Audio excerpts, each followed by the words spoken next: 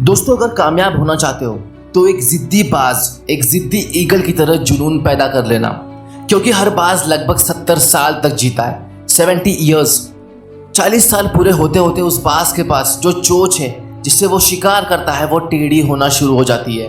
वो नाखून जिससे वो शिकार को झपट लेता है वो नाखून मुड़ने शुरू हो जाते हैं, और जिन परों से वो बादलों का सीना चीर के राजा की तरह उड़ता है उसके पर भी उसके लिए बोझ बनना शुरू हो जाते हैं।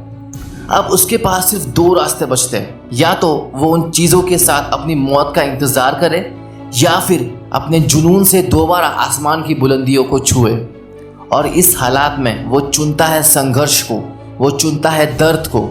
जब एक बाज इस हालात में पहुंच जाता है तो वो हालात के आगे घुटने नहीं टेकता, बल्कि वो एक ऊंचे पहाड़ पर जाता है। वो चोंच जो मुड़ गई है, जो उसे शिकार करने से रोकती है, बाज अपने उस चोंच को पत्थर पर पटकना शुरू कर देता है, और तब तक पटकता है जब तक उसकी चोंच टूट ना जाए।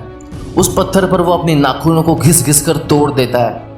कितनी तकलीफ होती होगी, कितनी तकलीफ होती होगी, पर बाज उस तकलीफ को सहता है, और उसका फल नेचर उसे कुछ ऐसे देती है, उसे फिर से वही धारदार चोंच और नुकीले नाखून फिर से आ जाते हैं, और उसी नई चोंच से वो अपने बोझ बने हुए पुराने पंखों को निकाल फेंकता है, उखाड़ फेंकता है, और कुछ दिनों के बाद उसे फिर से नए पंख मिल जाते हैं। और इस कठिन संघर्ष के बाद वो दोबारा अपनी ज़िंदगी के 30 साल एक राजा की तरह जीता है।